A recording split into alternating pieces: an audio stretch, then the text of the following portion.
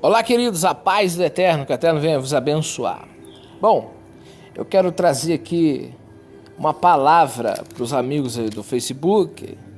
Eu já falei isso ontem lá no YouTube, mas aqui eu coloquei até o texto da Bíblia de Jerusalém, para aqueles que vão acompanhar aqui o vídeo que eu vou deixar aqui no Facebook. Bom, o segundo capítulo da primeira epístola de Paulo aos Tessalonicenses diz assim: Bem sabeis, irmãos, que não foi inútil a nossa estada entre vós. Sabeis que sofremos e fomos insultados em Filipos. Decidimos, contudo, confiarmos em nosso Deus, anunciando-vos o Evangelho de Deus. Marque isso. Evangelho de Deus. No meio de grandes lutas, pois a nossa exortação nada tem de intenções enganosas, de motivos espúrios, nem de astúcias, uma vez que Deus nos achou dignos de confiar-nos o Evangelho. Falamos não para agradar homens, mas sim Deus, que prescruta o nosso coração. E não me apresentei com adulações, bem sabeis, nem com secreta ganância. Deus é testemunha. Lá no versículo 8 diz assim: Tanto bem vos queríamos que desejássemos dar-vos não somente o Evangelho de Deus. Quando você pega o capítulo 3, diz assim: Por isso, não podendo mais suportar, resolvemos ficar sozinhos em Atenas. Enviamos Timóteo, nosso irmão e ministro de Deus, na pregação do Evangelho de Cristo. Há um detalhe no texto muito interessante. Por várias vezes ele fala Evangelho de Deus, Evangelho de Deus. No capítulo 3 ele fala de Timóteo, pregador do Evangelho de Cristo. Bom, qual é o detalhe, irmão Felipe? O contexto já mostra isso. Ele diz no começo: Bem sabeis, irmãos. Está falando com os irmãos que se converteram, que não foi inútil a nossa estada entre vocês. Não foi inútil a nossa entrada no meio dos gentios. Quando nós quem? Nós apóstolos, nós Shalia, nós apóstolos, que fomos enviados às nações, quando nós fomos até vocês pregar o Evangelho de Deus, não foi em vão. O texto vai dizer que Paulo elogia os irmãos de Tessalônica, porque eles estavam se afastando dos ídolos e se convertendo ao Deus verdadeiro, Deus vivo e verdadeiro. Em resumo, vou resumir para não ficar longo a nossa conversa. O que Paulo está dizendo aqui é o seguinte: olha, nós fomos aos gentios, em outras palavras, para você entender melhor, nós anunciamos o Evangelho de Deus, que é o conhecimento de Deus de Israel, porque os gentios não têm conhecimento de Deus, o povo de Israel tem conhecimento de Deus. Cristo, quando está diante da samaritana, ela diz algo interessante: vocês, judeus, dizem que o lugar do culto é em Jerusalém, nós samaritanos acreditamos que é aqui. E Cristo responde, o Mashiach Yeshua: vocês adoram quem vocês não conhecem. Nós adoramos, os judeus adoram quem conhecem. Então, quando o apóstolo Paulo, sendo judeu de língua hebraica, ele vai aos gentios. Paulo não falava só hebraico, falava aramaico, grego, latim. Ele era um poliglota. Mas ele, quando vai aos gentios, ele tem conhecimento do Deus de Israel, pois ele é um judeu circuncidado ao 8º dia, da tribo de Benjamim. Ele é ele era uma das denominações, vamos colocar uma palavra atual, judaicas maiores da época, que era o fariseu. Então o Paulo, ele não só era um rabino. Quem é o rabino? O mestre, o instrutor da Torá. Ele, além disso, era da seita dos fariseus. né? Se hoje os judeus usam talit, usam muitas roupas, né, vestes, costumes, isso vem dos fariseus, tá? Então é preservado até hoje muitas tradições farisaicas. As pessoas têm um preconceito já formado porque Cristo vai falar lá em Mateus 23 dos fariseus, mas ele não fala de todos os fariseus, porque o contexto vai dizer, no versículo 1 de Mateus 23, tudo que ele vos disserem, seguir. Ele não está indo contra a seita ou a denominação, porque seita é uma palavra que quer dizer partido, denominação. Mas ele é contra a forma que eles aplicavam certas formas, né? Eles pregavam, mas não viviam o que pregavam. Eles ensinavam e acrescentavam em cima do ensino, mas ele não é contra a autoridade que eles têm de ensinar. Então as pessoas têm que seguir o contexto. Mas aqui, o que eu queria dizer aqui? Evangelho de Deus e Evangelho de Cristo. Os gentios recebem dois evangelhos, porque a palavra evangelho quer dizer boa notícia. Irmãos, os gentios pagãos, eles adoram vários deuses. Por exemplo, na Grécia se adorava vários deuses, né? Em Roma, então, no Egito. Então os gentios precisavam primeiro conhecer quem era o Deus único e verdadeiro. Yud, Rei, Vav, Rei. Aqui está claro no contexto, quem lê, você pode ler na sua Bíblia em português. Eu não preciso usar hebraico nem grego. Você vai ver claramente aqui que primeiro os gentios receberam o conhecimento do Deus de Israel. Primeiro eles precisam saber quem é que eles estão servindo. Quem é Deus? É um Deus só? Então, primeiramente, reconhecer que o Eterno tem um nome. Yud, Rei, Vav, Rei. O nome do Eterno significa ele existe. Aquele que era, que é, que há de vir. Mostrarei ser o que eu mostrar ser. O nome do Eterno tem essa conotação, vem do verbo Ravá, Rei, Vav, Rei, Yud, Rei, Vav, Rei. Então, o verbo Ravá, verbo antigo, arcaico, o verbo ser. Então, ele existe, ele ele será, ele se manifestará da forma que ele quiser se manifestar. Então, o verbo Ravá tem essa conotação. Vem de um verbo, Yud, Rei, Vav, Rei. A expressão do nome do Eterno tem essa conotação. E é muito interessante falarmos sobre o Evangelho de Deus e o Evangelho de Cristo, porque as pessoas pensam que só tem o Evangelho de Cristo. Porque não. Antes de você conhecer a Cristo, tem que conhecer o Eterno. Mas irmão Felipe, lá na minha igreja, lá eles ensinam que Deus é uma trindade. Isso é por conta deles, a Bíblia não ensina a trindade. A língua hebraica não é filosófica. Quem começa com filosofia, por isso que é filo. Quem foi Filo? As pessoas falam em filosofia. Quem foi Filo? Filo foi um judeu? Falava hebraico? Quem foi Filo? É só você lá pesquisar. Então, a filosofia grega, né, por causa da ascensão dos gregos, né, existiam muitos judeus que eram gregos. Né? O mundo ocidental foi alcançado pela língua grega, pelos costumes gregos. Tanto que é Cesareia de Filipos. Filipos é um nome grego. Então, muita coisa foi... O povo hebraico, uma parte, foi muito helenizado. Tanto que, para poder eles pregarem a Torá, eles usavam a Torá em hebraico. Nem aramaico era na sinagoga. A parte litúrgica era só hebraico. Para você ver como que o mundo estava na época. Os judeus estavam inseridos dentro das culturas das nações. E aí entra a questão da Torá. A Torá, o que a Torá diz sobre isso? A Torá foi feita para ser interpretada na língua original ou em outra língua? Se você quiser entender as coisas do Eterno, você tem que entender na perspectiva que foi dada. Se você quiser entender a Bíblia com uma mentalidade grega, fica muito complicado. Se contradiz. Logos é uma ideia grega. Na palavra hebraica davar tem uma outra conotação. Davar significa palavra, significa regra. Por isso que o livro do Moisés é Devarim, palavras, discursos, ordens.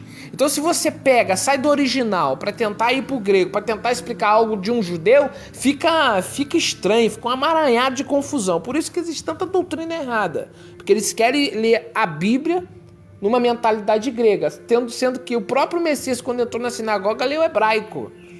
Tanto os judeus, eles iam para a sinagoga, eles liam, mesmo falando 2 idiomas, muitos judeus falavam 2, 3 idiomas. Os mais nobres, Paulo falava 4, 5, 6, alguns dizem que até 8 idiomas. Mas dentro da sinagoga tinha que ler em hebraico. Por quê? Porque foi dado em hebraico, as mitzvot foi dado em hebraico, os mandamentos foi dado em hebraico, então eu tenho que compreender na língua que foi dada. Senão eu vou fazer confusão. Senão eu vou, eu vou confundir a mente das pessoas. Aí vai surgir doutrinas que não são bíblicas. Porque, tá escrito no grego. O que eu tenho a ver com o grego, irmãos? Eu tenho a ver, quando vai se falar de chamar Israel, tem que falar de Deuteronômio 6,4. Acabou, meu irmão. Tem que ler chamar Israel, Adonai Elohim, Adonai errado. Apesar que Adonai aí é o tetragrama, né? Aí eu pego o grego coloca Kurios, Theos, Senhor Deus. Mas no texto hebraico está Yud, Rei, Vav, Rei, YHWH, Elohim, Eloheino, meu Adonai, meu Yahweh, né? Então, eu preciso ler na língua que foi dada. Então, para mim entender aqui a mentalidade de Paulo, ele está falando de um Deus que apareceu para quem? Para o povo dele. O Eterno falou as mitzvot, lá está escrito em Êxodo, que o Eterno falou as 10 palavras. Aí eu te pergunto, em que língua? Irmão Felipe, ele falou em hebraico. O hebraico arcaico, o paleo-hebraico, foi escrito no paleo-hebraico. Não diz que Deus escreveu com o dedo dele as tábuas da lei? Não está escrito isso lá? Ou não está escrito? Ou eu li errado? Então ele escreveu em que língua? Não foi em 70 línguas, foi em hebraico. Então tem que ser hebraico, você tem que entender. Quando ele dá o nome dele a Moisés, ele falou em que língua? Pronto. Então tem que ler na perspectiva original. Você quer conhecer a verdade? Você tem que ir mais próximo possível do original. E hoje já é possível. Hoje nós temos aplicativos com 50, 60, 70 idiomas. Hoje não conhece a verdade, quem quer ficar no engano. Então Deus não é uma trindade, porque os apóstolos não ensinaram a trindade, Yeshua não ensinou a trindade, nenhum profeta ensinou a trindade. Isso começa com Tertuliano, começa com Marcião. Na Bíblia, na perspectiva bíblica, não tem testamento, tem aliança. A pessoa tem que escolher o que quer. Você quer seguir a perspectiva original? Mas qual a diferença de aliança para testamento? Testamento quando só é válido quando morre. Depois que morre, que tem validade. Aí aliança não. Aliança, o Eterno jamais quebra ela por causa de outra que ele fez. Ele faz uma aliança, ele pode fazer outra, que uma não anula a outra. O testamento já sim. Um testamento anula o outro. Será que as pessoas não param para pensar? Que na Bíblia dele está escrito Velho e Novo Testamento, quer dizer o quê? Em outras palavras, o que a Bíblia hoje, que está nas nossas mãos, está dizendo é o seguinte: o Velho Testamento hoje é validade e o Velho acabou. É isso? Quem conhece a expressão testamento sabe muito bem disso. Para um testamento ter validade, tem que morrer. Aquele que está dando o testamento, ele tem que morrer para que aquela pessoa que está recebendo venha ter direito. Enquanto estiver vivo, não tem direito. Então o que quer dizer quando chama Velho Testamento? Está falando de uma validade que ficou lá atrás. E nós sabemos que isso é mentira. Isso foi coisa de Marcião e Igreja Católica, irmãos. As pessoas que querem conhecer a verdade, têm que conhecer a verdade. E aqui a carta de Tessalonicenses, o apóstolo Paulo está falando que apresentou a Igreja de Tessalônica. A primeira eles eram gentios, depois eles se tornam membros da Carral do Eterno. Aqui também vai falar Igreja de Deus. A igreja ali é Carral de Elohim. A comunidade de Elohim. Cristo, ele é o Mashiach. E o texto aqui deixa claro que Paulo pregou aos gentios o evangelho de Deus. Você confere isso em Atos dos Apóstolos, quando Paulo entra em Atenas e vai anunciar, né, em Atenas sobre o Eterno, né? Ele vai anunciar sobre o Deus vivo. E dentro do texto, os apóstolos, né, no primeiro século, Pedro, quando vai falar de Yeshua, engrandece o Eterno como único Deus e Yeshua como Filho. Paulo, quando vai falar do Eterno, ele coloca o Eterno como Deus, Criador e único, e o Filho como mediador. Essa é a pregação do primeiro século. O que se fez depois e hoje está aí, né, na cristandade, isso foi por conta dos pais da igreja, que não me representam, com todo o respeito que eu tenho aos irmãos evangélicos. Né? Os pais da igreja, Agostinho, Tertuliano, tudo que eles falam, isso é por conta deles. Eu não tenho nada com Tertuliano, não tenho nada com Marcião, não tenho compromisso nenhum com Constantino, com o concílio de Nicéia, com o concílio de Macon, com os concílios que decidiram doutrinas que hoje estão no cristianismo. O meu negócio é com a Torá, com os profetas, com os escritos, tanto escritos dos hebreus e os escritos dos apóstolos, que é chamado de Novo Testamento. E também tirando os enxertos de Roma e algumas coisas lá que não está, né, na verdade, não existem ali no texto. Mas o fato é que existem dois evangelhos que é apresentado aos gentios. Por que os judeus não precisam se anunciar ao judeu, aqui no contexto, o judeu da época? O judeu da época, ele tem conhecimento do Deus de Israel. Eles podem, às vezes, estarem servindo de forma errada, desviados do caminho, afastados do caminho verdadeiro. Mas eles sabem quem eles estão servindo. Palavras de Yeshua, João 5, com a samaritana. Nós sabemos quem nós servimos. Ainda que os fariseus estavam vivendo uma techuvá errada ou uma Torá errada, acrescentando coisas, eles sabiam quem era o Deus que eles estavam servindo. Eles estavam servindo errado, mas sabiam que eles estavam servindo. Eles não estavam servindo a outro Deus a não ser o Deus que ditou os mandamentos no Sinai. Então o judeu, que ele precisa fazer? Ele precisa estudar a Torá e viver os mandamentos e crer no testemunho de Yeshua. Essa é a visão para o judeu. O gentio já é diferente. O gentio precisa conhecer primeiro Deus verdadeiro para parar de servir outros deuses e crer no testemunho do Mashiach, que é o mediador dessa aliança renovada com a casa de Israel, com a casa de Judá. E somos enxertados, os gentios é enxertado na oliveira que é Israel. Mas, irmão Felipe, o povo de Israel desviou do caminho, o povo de Israel não crê no Mashiach, sim. E isso fica claro que uma parte, não foram todos, irmãos, tá? Que não creram no Mashiach. Pedro prega em Atos 2 e 3.000 almas creem no Mashiach, eram 3.000 judeus. Depois se tornam 5.000 judeus.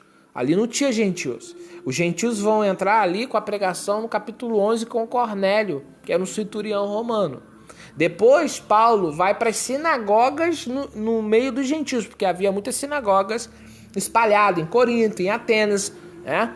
Tinha sinagoga. Paulo primeiro vai nas sinagogas anunciar os gentios, aos judeus primeiro. Depois ele vai aos gentios. Quando muitos começaram a rejeitar a pregação dos apóstolos, então começou a necessidade deles irem aos gentios, e os gentios abraçaram. Mas lá na frente há um afastamento da comunidade messiânica. Os gentios crentes, agora convertidos ao Deus verdadeiro e com a fé no Mashiach, se afastaram da fé genuína do primeiro século. Então o cristianismo lá no terceiro século monta uma religião, tá? Assim como o Jeroboão tentou fazer em Samaria. Bom, mas aqui a live aqui rapidinho é só para falar os evangelhos que o gentil precisa receber. O anúncio, que evangelho quer dizer anúncio. O gentil precisa conhecer o Deus de Israel e precisa conhecer o Mashiach, tá? Isso está claro. Leia Tessalonicenses com cuidado, pausadamente, sabe? Com contexto, quem escreveu, para quando escreveu, para quem escreveu. Seja atento a essas regras e você vai compreender que os gentios precisaram primeiro receber o evangelho, o conhecimento de Deus. Então não adianta eu conhecer Cristo se eu não conheço o Deus que Cristo serve. Apocalipse diz: o novo nome, o nome do meu Deus e a cidade do meu Deus. Aos vencedores ele daria o nome do Deus dele. Então a trindade fica complicada. Como é que um Deus serve outro Deus? Como é que eu vou acreditar numa trindade se o próprio Messias diz que serve a um Deus? Você não parou para pensar, né? Como é que Tertuliano, Marcião vão ter êxito nessa doutrina se o próprio Cristo... Por isso que eles queriam tirar o livro do Apocalipse. Por isso que Lutero lutou para tirar o livro do Apocalipse. Sabe, a gente precisa conhecer a história da canonização. Lutaram para tirar o Apocalipse, mas o Eterno não permitiu. Porque o Apocalipse vai dizer essas verdades que Cristo adora. Sabe o que é adorar no hebraico? É avodar, é serviço. Cristo serve a quem? O mesmo Deus que Israel serve. Yud, Rei, Vav, Rei. Ah, mas eles, irmão, hoje os judeus estão afastados da fé genuína. Sim, muitos judeus, que estão espalhados na diáspora, nem sabem que são hebreus, israelitas. Mas no caso, aqueles que estão lá em Jerusalém, eles têm conhecimento do Deus que eles servem, irmãos. Eles são monoteístas, tá? Da mesma forma que muitos, os árabes, os muçulmanos, são monoteístas, né? O cristianismo diz que é monoteísta, mas acredita em três divindades que são a mesma pessoa e ao mesmo tempo não são a mesma pessoa. Aí eles são a mesma pessoa, mas Cristo está lá pendurado no madeiro e diz... Eli, Eli, lama sabachthani. Meu Deus, por que me abandonaste? Mas o cristianismo diz que são três que são um. Ao mesmo tempo que eles são três, eles são em essência, em poder e autoridade. Aí Cristo diz, mas tem coisa que não é comigo não, hein? Isso aí, só o Pai, está na exclusividade da sua autoridade. Mas peraí, mas eles não são três que têm a mesma autoridade, o mesmo poder, mesma essência? Eles têm a mesma essência. Aí Cristo chega lá em Lucas 18, 19. Por que tu tá me chamando de bom? Disse pro jovem rico. Só existe um que é bom. Ele coloca Deus, Elohim. Então fica evidente que essa trindade que foi mais ensinada por Tertuliano não tem base na Torá, não tem base nos profetas, não tem base no que Cristo disse em nenhuma parte. Todos os textos que falam, que são usados para defender a Trindade são mal interpretados, fora de contexto, ou são enxertos. Tem pessoas que chegam a pegar Gênesis 1 para defender a Trindade porque Elohim está no plural. Só que eles se esquecem que os anjos também eram chamados de Elohim, que os juízes de Israel eram chamados de Elohim. Elohim é um título de grandeza, de poder. Por isso que Elohim vem de El. E El significa poder. No hebraico arcaico, Lamed e o Aleph. Aleph e Lamed. Então fica evidente que o pessoal que ensinou a Trindade desconhecia o hebraico, não sabe de regra gramatical hebraica, não sabe de interpretação hebraica, não conhece nada de Torá para ensinar Trindade. Quem conhece a Torá, por isso que judeu não se converte a cristianismo e nem vai se converter. Se você for pregar Jesus para um judeu, ele só vai te dar Deuteronômio 6,4. Esses tempos atrás eu vi um debate de um pastor com um rabino no Muro das Lamentações. Eu tenho que bater palma pro rabino.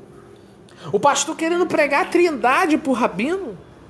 E o rabino só citou Shema Israel, Adonai Eloheinu, Adonai Echad.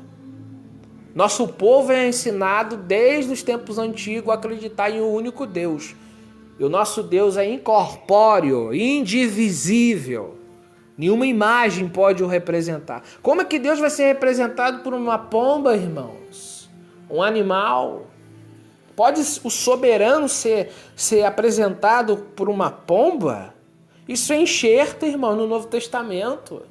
Mas como é que você sabe que é enxerto? Eu não preciso ver o manuscrito para saber que é enxerto. É só eu ler a Torá. É só eu ler Deuteronômio 4, que diz assim: ensine a teus filhos e aos seus netos perpetuamente que eu, quando apareci no Monte Sinai, vocês só ouviram uma voz. Vocês não ouviram a imagem de mim. Então não façam imagem de mim, porque eu não apareci com imagem para ninguém. Tá? Então não se pode acreditar num Deus com imagem. Tá? Porque ele disse que apareceu sem imagem, só a voz. E o próprio João lá diz que ninguém nunca viu a Deus. Aí Cristo é chamado de Deus. Então esse texto é contraditório. Se Cristo é Deus, todo mundo viu Deus. É verdade? Não, porque o próprio Messias disse: fui enviado e só vos ensinei o que o Eterno me permitiu que vos ensinasse. Vocês eram dele e ele me deu. A autoridade foi me dada. Então fica evidente que Cristo tem autoridade porque ele venceu. Se ele não vencesse, ele não receberia autoridade, irmãos. É muito claro. Ele foi tentado pelo diabo e a Bíblia diz que ele jejuou 40 dias. Por que ele jejuou? Para vencer o diabo, ele jejuou 40 dias. Sentiu fome. E o Eterno diz que não é filho do homem. O Eterno vai falar na sua palavra que ele não sente sono, que ele não se fadiga. Ele não precisa da nossa adoração, ele é soberano. Ele é todo poderoso. Aí pegam cartas de Paulo mal interpretadas. Sabe qual é o problema hoje em dia, irmãos? A falta de conhecimento. Você quer saber sobre o Deus de um povo, aí você quer ir buscar esse conhecimento em outro povo, em uma outra língua. Irmãos, se vocês quiserem saber, por exemplo, quem foi o Pedro Álvares Cabral, você vai buscar isso lá na Índia? Você vai buscar saber que foi Pedro Álvares Cabral lá no Japão? Lá na Indonésia? Ainda que lá possa haver registros de quem é, né? De quem é o Pedro Álvares Cabral, vocês sabem que é um registro que vem do Brasil. Então a fonte é onde a pessoa está, onde a pessoa estava. Se você quer buscar a verdade, você tem que ir na fonte. Você tem que ir na fonte. Se você pode ir na fonte, por que está tentando terceirizado? Por que está buscando genérico? Se você quer a verdade, você tem que ir buscar na fonte, irmãos. Quem é o Deus vivo e poderoso? Ele tem um nome? Quem ele é? Ele é 1, 2 ou 3? Você tem que saber isso, ele é um. Então Paulo diz assim a Tessalonicenses: olha, quando eu fui por meio de vocês gentios, abandonaram os ídolos e vieram a servir o Deus vivo e verdadeiro, o Elohim vivo. O Elohim vivo. Então vocês receberam o Evangelho de Deus. Qual é o Evangelho de Deus? O conhecimento de Deus. Se os gentios não conhecem quem é Yud Rei Vav Rei, eles estão na ignorância e continuam em pecado. Eles precisam conhecer o Evangelho de Deus, a notícia sobre Deus, do Eterno, Yud Rei Vav Rei. Estou falando Deus para vocês entenderem. Para que eles possam, então, entender a missão do Messias que foi enviado pelo Eterno. Como que eu vou falar do Mashiach se eu não explico quem é o Deus do Mashiach? Como que eu vou falar do Mashiach, pregar o Evangelho para as pessoas de um Cristo se eu não explico quem é o Deus que enviou ele? Não faz sentido. Por isso que lá, João 3, Deus amou o mundo de tal maneira que enviou. Quem que enviou? Yeshua decidiu vir? Não. Ele disse eu vou? Não. Tanto que para voltar, o Eterno vai mandar ele vir. Isso está na Bíblia. Então quem mandou Yeshua vir para a terra para pregar a Torá e fazer expiação e ser luz para os gentios? Foi o Eterno. Quem é o Salvador? É o Eterno. O Eterno salva. Por isso que o nome de Yeshua no hebraico é Yehoshua, o nome arcaico de Josué, que foi abreviado para Yeshua e significa Yahweh Adonai salva. O Eterno, aquele que desceu no Monte Sinai, salva. O Deus de Israel salva. Por isso que Yeshua veio com a missão de quê? De ser uma ferramenta nas mãos do Criador. Então como você vai pregar uns gentios sobre o Mashiach se você não fala sobre quem enviou ele? Então não faz sentido. Então a verdadeira pregação do Evangelho, primeiro anunciar aos gentios quem é o Eterno. Certa vez eu anunciei o Mashiach para um judeu de família ortodoxa e muito nobre. E eu tenho muita luta, irmãos, para anunciar. Não é fácil você falar de Yeshua para um judeu. Eu fui vender um livro e esse judeu estava querendo fazer techuvá, ele não queria que ninguém da família dele soubesse, e estava fazendo isso escondido. Só que ele tinha umas dúvidas sobre o judaísmo messiânico. E aí eu fiz uma amizade com ele. Eu não precisei falar para ele do Deus de Israel, porque ele já conhecia. Desde da sua menor idade, ele ia para a sinagoga, comemorava as festas bíblicas. Eu não precisei falar disso com ele. O que você falou aí, meu filho? Eu falei do Mashiach. Então ele me ensinou muita coisa do judaísmo, me explicou muitas coisas do judaísmo, e eu expliquei para ele muitas coisas de Yeshua que ele não sabia. E no final, meu filho, ele teve experiências reais com Yeshua, como Mashiach. Ele conhecia o Deus que era apresentado na sinagoga, Yud-Hei Vav-Hei. E ele disse para mim certa vez: Felipe, esses nomes aí que as pessoas falam que é a pronúncia do Eterno, eu não conheço nenhum desses aí não, porque quando eu recebi o nome do Eterno, eu tinha 15 anos. Né? E eu fiz um juramento, tem uma halahá nossa, é judeu ortodoxo, que eu não posso pronunciar isso de forma nenhuma. Nem para você que é meu amigo, nem para ninguém. Isso é revelado pelo rabino, a pessoa, quando ele termina o bar mitzvah e ele faz esse juramento. Então eu não posso te contar, mas esses nomes que estão circulando aí não é o nome do Eterno. Na época eram alguns nomes, né? Ele diz: esses aí eu não conheço esses nomes. O que me foi dado eu não posso nem dizer, porque existe uma maldição que diz os rabinos, ele diz para mim, que quem usar o nome em vão, é uma halahá deles. Então o nome do Eterno, eu sei qual é o nome do Eterno, ele disse para mim. Então eu não precisei falar com ele do Eterno, porque ele já conhecia quem era o Eterno. Eles estudam a Torá, irmãos. Eles estudam os Parashot, eles estudam desde Gênesis, né? A Torá toda até Deuteronômio e os profetas. Eles sabem que o Eterno desceu no Monte Sinai, falou com Moisés, tirou o povo do Egito, ensinou as festas bíblicas, ensinou a fazer de tzedakah. Eles são dizimistas, eles fazem de tzedakah. Eles têm conhecimento da Torá como ninguém, irmãos. E eu vou ser mais claro. Eles têm conhecimento da Brit Hadashah mais do que muitos cristãos. Tem cristãos que só sabem o Salmo 23 e o Salmo 91. Mas judeu não. Inclusive, ele me enviou 2 livros da sinagoga deles. Uma Tanar judaica, exclusiva da sinagoga, e uma Brit Hadashah direto de Israel. Eu tenho até hoje como lembrança, né? Então, veja só, eles estudam muito. Ele disse para mim: Felipe, na sinagoga eu falo do apóstolo Paulo. Só que eles não entendem da forma que nós entendemos. Então, o judeu, ele sabe sobre o Eterno.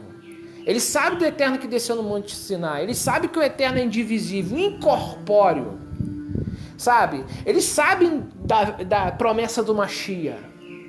Então, o judeu, ele não precisa saber quem é o Eterno. Quem precisa saber quem é o Eterno é os gentios, que não sabem e estão na ignorância. Foi isso que o apóstolo Paulo disse em Atos, que Deus não levou em conta o tempo da ignorância. Qual é o tempo de ignorância? Que você não sabia. Às vezes você adorava um Deus que não era o Deus.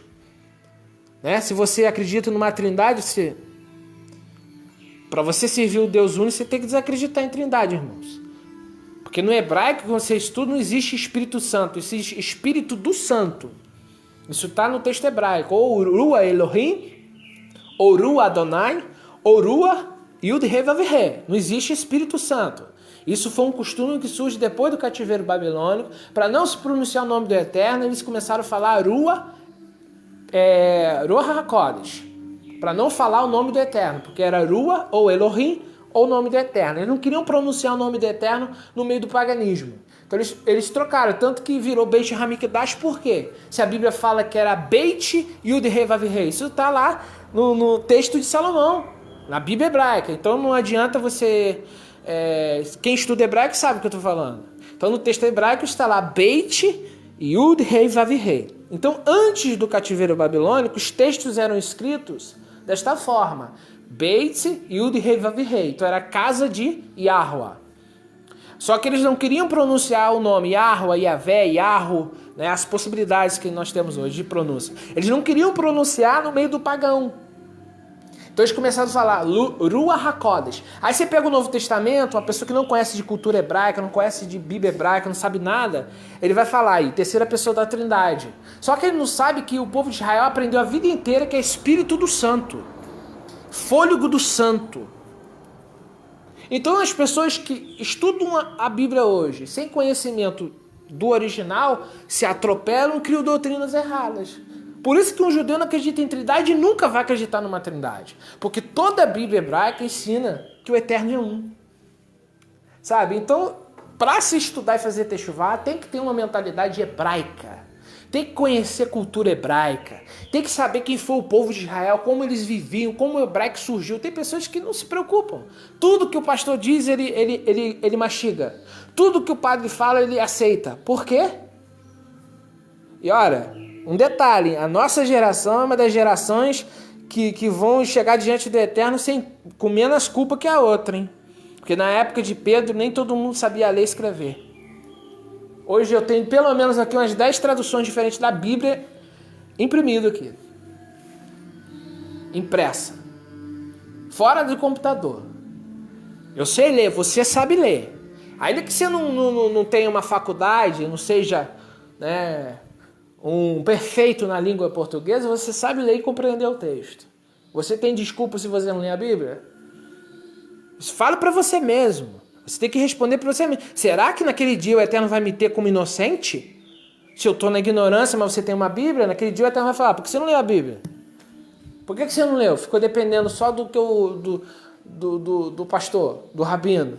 Por que você tinha a Bíblia que você não leu? Por que você não me pediu conhecimento? Por que você não me pediu sabedoria? Tiago diz que quem pede sabedoria a Deus, o Eterno dá. As pessoas estão dando tempo para Deus falar com elas? Será que as pessoas estão dando oportunidade para Deus falar com elas? Ou as pessoas estão envolvidas com tantas coisas do mundo e se esquecem de Deus? Tem tempo para tudo, menos para buscar a Deus. Tem tempo para ir para o cinema, tem tempo para ver futebol, tem tempo para fazer academia, tem tempo para isso, para aquilo, para aquilo, para aquilo. E para Deus só dá aquelas 2 horas na semana. Será que para isso? Será que realmente estamos honrando o Eterno como ele deve ser honrado? Faça essa pergunta para você mesmo e responda para você mesmo. Julgue-se a si o próprio homem. Então, eu vejo que hoje nós estamos numa geração que tem muito conhecimento, pode ter muito conhecimento, mas não tem, porque muitos não gostam de ler. Muitos não gostam de estudar. A Bíblia foi feita para ser examinada, meditada, estudada. Você tem que fazer o quê? Você que estuda a Bíblia, meu amigo, você tem que pesquisar, você tem que ir a fundo na fonte. Isso está tratando da sua salvação. Se você naquele dia chegar e o Eterno, o Yeshua disser, eu não quero que isso aconteça comigo nem com ninguém, mas se ele chegar para mim e dizer, apartai de mim, praticantes da anomia, Mateus 7:21. As pessoas não sabem nem o que é iniquidade. As pessoas não sabem nem o que é anomia. Você fala isso com algumas pessoas, as pessoas ficam olhando assim. O que é isso? Anomia, o texto lá, apartai-vos de mim, vocês que viveram trabalhando contra as leis do Eterno. Essa é a tradução original. Então Yeshua disse que vai apartar pessoas deles, vai apartar dele pessoas que viveram contra as instruções do Eterno. E uma das instruções do Eterno, e uma das principais, a principal é, ouça Israel, Yahuwah é um. Yahuwah, o nosso Deus, Adonai, o nosso Deus é um. Então se você acredita numa trindade, você está descumprindo essa mitzvah. Se você acredita que o Eterno é um ser humano que pisou na terra, você está descumprindo a mitzvah do Eterno. Porque em nenhum momento Yeshua disse que ele era o Pai. Em nenhum momento. Ah, mas ele disse que ele e o Pai são um. Ele também disse que nós seremos um com o Pai. Eu sou Deus? O problema todo é que as pessoas não leem a Bíblia e não leem com contexto. E por isso que surge muita heresia, irmãos. As pessoas não leem a Bíblia direito. Ficam pegando textos isolados. Para sentar, irmãos, e ler a Bíblia de capítulo a capítulo, o capítulo antes, o capítulo depois. Aí você não vai fazer confusão. A Bíblia é para ser estudada. Se a Bíblia toda, o Eterno diz que é um, tem alguma coisa errada. O que esse texto aqui está querendo dizer? Será que está querendo dizer que ele é igual em essência, em poder? Isso não pode acontecer, porque o próprio Messias disse que serve a esse Deus, que tem um poder, mas tem um poder acima dele que é muito maior do que o dele. Então tem alguma coisa errada se eu acredito numa trindade. Então é só usar um pouco a inteligência e um pouco de busca e leitura pausadamente da Bíblia. E fica para os irmãos aí a questão de estudar ou não, né? Minha missão aqui não é convencer, é apenas ministrar a palavra do Eterno. Amém? Evangelho de Deus. Primeiro você precisa conhecer quem é o Eterno. Se você não conhece quem é o Eterno, o que vai adiantar você conhecer Yeshua? Se você não conhece quem enviou ele, nem o nome dele você sabe quem é. Que o nome do Messias significa o Eterno salva. Já pelo nome você já vê, então, que não é Cristo Salvador como a Bíblia, alguns dicionários em português traz. Não é Salvador, não. O nome de Yeshua significa o Eterno salva. Então, Yeshua não é o Salvador, é o Eterno que salva através dele. Por isso que ele é mediador, tá, da renovação da aliança. Por isso que ele é o único mediador entre Deus e os homens, porque ele é o instrumento de salvação do Eterno. Muito fácil de entender quando nós lemos a Bíblia da forma correta. Um abraço aos irmãos que estiveram aqui. Richardson, Mário Faustino, Bravo Charles, um abraço, irmão Bravo. Irmã Helena, um abraço. Irmã Cris, Adevaldo de Souza, Danilo Aparecido, Shalom, irmão, a paz. Mas o Messias estava na criação? Bom, irmão, veja só. Algumas formas de interpretação, até o tempo de Cristo, até Yeshua vir, não existia interpretação que existia alguém com um pai, um Messias com um pai criando. O que os judeus entendiam nessa explicação lá de Gênesis é que o Eterno está chamando a corte dele, de anjos, para que ele crie, eles também participem disso. Porque os anjos participam, irmão, da obra do Eterno. Você tem anjos mensageiros que trazem mensagens. Você tem anjos que guardavam a terra, chamados sentinelas. Então os anjos participavam, né, da obra do Eterno. O Eterno é um reino. E o reino trabalha junto com esse rei. Mas só existe um que procede a vida. É de um que procede a existência humana. É de um que procede tudo. Se o filho está na criação, porque em algum momento antes da criação ele foi gerado. Mas hoje, entendendo algumas cartas, você consegue interpretar uma tese. Você não pode dizer que está claro lá no texto que está falando que é Yeshua. Porque se está no plural, tem que ver o verbo. Gênesis 1 diz assim, no princípio, Bereshit bara Elohim. Bara está no singular. Então foi um Deus que criou os céus e a terra. Agora, se Yeshua está participando, como é que você sabe disso? Porque você leu lá no livro de João. Você leu no livro de João que alguém disse lá, a glória que eu tinha contigo antes do mundo ser criado. Você sabe, o livro de João foi escrito, é o último dos evangelhos a ser escrito. Então os judeus do primeiro século não tinham essa interpretação. Nem todos interpretavam desta forma. Então, até onde eu posso atestar se não tem base nenhuma na Torá? Nem nos profetas? Eu não vou dizer que sim nem que não, é uma possibilidade. Mas tudo tem que ser comparado no Taná. Porque senão, irmão, se eu pego... Yeshua veio no primeiro século. Lá no terceiro, quarto século, eu tenho uma interpretação diferente. Mas baseado no quê? No que Cristo disse, tá? Cristo disse o quê? Que ele estava lá no princípio da criação? Não, mas Paulo disse que... Sabe, são coisas que são interpretativas. Mas o que é certo é o que ficou escrito. Isso é fato. A gente tem que entender o que está escrito, está escrito. O que é uma midrash, uma interpretação. Quando você pega o Talmud, você vai ver um rabino interpretando um texto, outro rabino interpretando diferente. E até um certo debate, porque às vezes um texto tem 5 tipos de aplicação. Então eu não posso ficar conjecturando. O que está escrito, está escrito. O Eterno é o Criador. Agora, Cristo estava lá? Pode ser que sim. Sim. Mas eu não tenho como provar pelo Taná. Só se eu usar o livro da Brit Hadashah. Mas quando que foi escrito? Eu posso confiar 100% nesse texto da Brit Hadashah? Será que não teve uma influência? Quem que escreveu? Que ano que escreveu? Como chegou na minha mão hoje? A gente tudo tem que analisar. A gente não pode aceitar tudo que as pessoas dão para nós, irmãos. Porque eu tenho que aceitar, irmãos. Né? Porque eu tenho que conferir o texto, eu tenho que ter no mínimo. Por que textos tão sérios só tem uma atestação? Se são 4 evangelhos, por que os 4 tem coisas que está em um e não está nos 3? Não são confirmados. Outros são confirmados pelos 4. Então, eu tenho que fazer elaborar uma mentalidade, o quê? Por que não está escrito no livro de Marcos, que é o livro mais antigo? Peraí, o livro de Marcos segundo as informações que nos chegam, anos 68, anos 66, até antes de Pedro morrer. Pedro morreu em 69, né? Se não falha a memória, foi 68, por volta, antes da destruição do templo, no ano 70 depois de Cristo. Então veja só, se o Evangelho de Marcos é mais antigo, por que não está escrito? E por que o livro de João tem uma única atestação de certos determinados tipos de doutrina? Vem de João, do livro de João. Só que o livro de João foi o último evangelho a ser escrito depois do ano 100. E aí? Ah, mas irmão, está canonizado. Está canonizado, tem um monte que não está canonizado. Quem canonizou a Bíblia?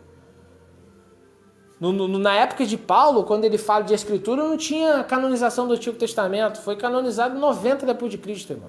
Então tinha vários outros textos. É isso que a gente precisa entender quando a Bíblia foi canonizada. Por quem que foi canonizada? O Novo Testamento foi canonizado por quem? Eu não estou de forma nenhuma aqui, irmãos, tirando a verdade do texto, mas eu tenho que entender essas coisas para eu poder ter uma tese baseada em fatos. Até que vire uma certeza, é uma tese. Então, para mim, para uma mente pensante, que não aceita tudo sem antes a analisar, porque meu povo perece por falta de conhecimento, então o povo na ignorância, ele perece. Então eu não posso acreditar em tudo que os outros estão dizendo só porque está escrito. Porque se você pegar lá Mateus 28 e 19, é enxerto. Bíblia de Jerusalém. 1 João tem uma parte também que é enxertada.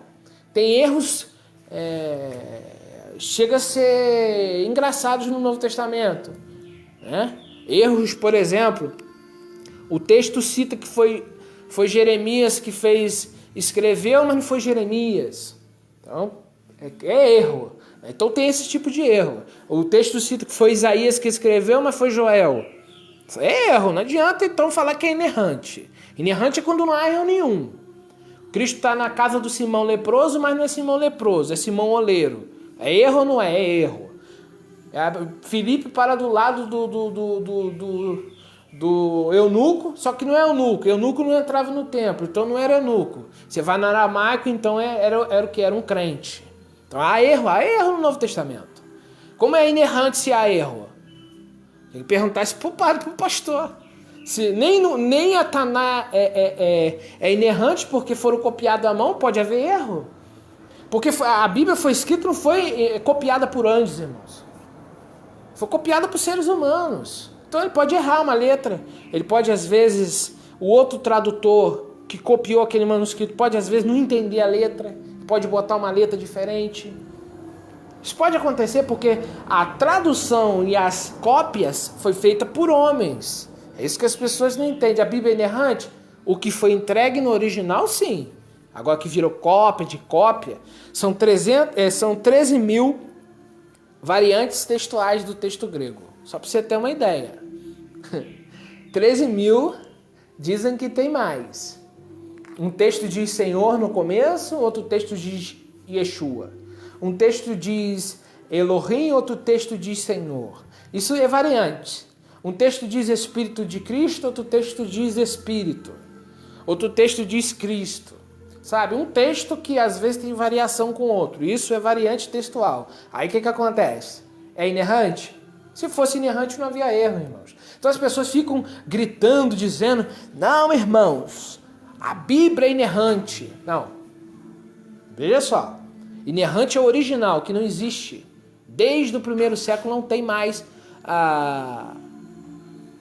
original nenhum, tudo cópia de cópia, irmãos. Então nós temos que aceitar o que é fato. Nós temos uma Bíblia hoje que pode ter falhas. Isso tira a minha fé no Eterno? De forma nenhuma. Isso me tira a minha fé no Mashiach? De forma nenhuma. Mas eu tenho que me aplicar a buscar essas verdades. Amém? Um abraço a todos vocês, que o Eterno os abençoe. Só vou acabar de ler aqui o último comentário aqui do nosso irmão Davi. Um judeu tinha me ensinado que o Eterno criou o mundo pela palavra, porém, em um determinado momento, o Eterno personificou a palavra dele. Bom, aí tem aquelas ditos de rabinos, né, amigo? No Gênesis, nós vemos o Espírito Santo, Ruach HaKodesh, e nós vemos o Eterno dizer, Vayomer Elohim, e disse Elohim, haja. Haja vem do verbo ser também. Quer dizer, apareça. Haja é o que? Vem à existência. Então a palavra que sai do Eterno. O que sai do Eterno? A palavra.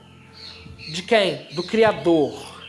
É algo muito espiritual que foi escrito dessa forma, mas nós nunca vamos entender com essa mente de 10% que a gente usa do nosso cérebro, esse significado na sua essência exata. O Eterno escreve coisas na Bíblia, manda escrever coisas que a gente possa compreender o mínimo possível. Porque nós não temos a mente de Deus, irmãos. Nós somos seres humanos e não usamos todo o nosso cérebro. Então ele tem que falar de uma forma. Por isso que o judeu, o hebreu, ele tem a mente concreta. Por isso que Teshuvá mostra um caminho e a pessoa retornando. Aí no grego já é uma mentalidade abstrata, metanoia, mudança de mente. Então a mentalidade judaica antiga do nômade é muito concreta. Ele vai falar de todos os assuntos, ele tem que usar um exemplo físico. Ele não consegue escrever nada sem ele não usar o exemplo físico. Por isso que é Teshuvá. Teshuvá mostra um homem virando as costas e voltando pelo caminho. Só que a mente grega já é uma mente filosófica, que é tipo tentar entender coisas que não tem no plano físico. Por isso que os gregos chamam anjo de um ser, né? Anjo. O judeu chama de malar. Independente se o texto fala de um mensageiro físico ou espiritual, o texto hebraico ele usa a ideia concreta de uma pessoa vindo te entregar uma mensagem. Ele não diz se é um ser espiritual ou não. O texto diz que é um mensageiro. Então o texto pode ser usado dessa forma. O hebraico ele é muito concreto. Então não é especulativo. O hebraico traz ideias físicas para poder dar exemplos. Já o grego não. Então aí você pega a Bíblia para tentar entender de forma abstrata, você está saindo do contexto. Como é que eu vou explicar a palavra como logos se essa é uma ideia grega? Então, irmãos, fica complicado, né? Aí fica difícil. Quem estuda original vai entender isso, tá bom? Um abraço, meu irmão. Que o Eterno vos abençoe. E fica aí a mensagem desta oportunidade. Yahweh Elohim vos abençoe. E na próxima, dessa eu já falei o Evangelho de Deus e o Evangelho de Cristo. Agora, o que diz o Evangelho de Deus? Irmãos, não é que tem um livro escrito Evangelho de Deus, não. Tem que entender a linguagem, irmãos. Tem pessoas que às vezes demoram a entender a nossa ministração. Evangelho de Deus é o conhecimento do Eterno. E o Evangelho de Cristo é o conhecimento do propósito de Cristo aqui na Terra. O que ele veio fazer, o que ele veio cumprir. O Evangelho de Deus é conhecer o Eterno. Então isso é a mensagem que o gentil recebe. A mensagem sobre o Eterno e a mensagem sobre o Filho. Amém? Que o Eterno vos abençoe, vos ilumine e até a próxima, se assim nos permitir. Adonai. Shalom, shalom.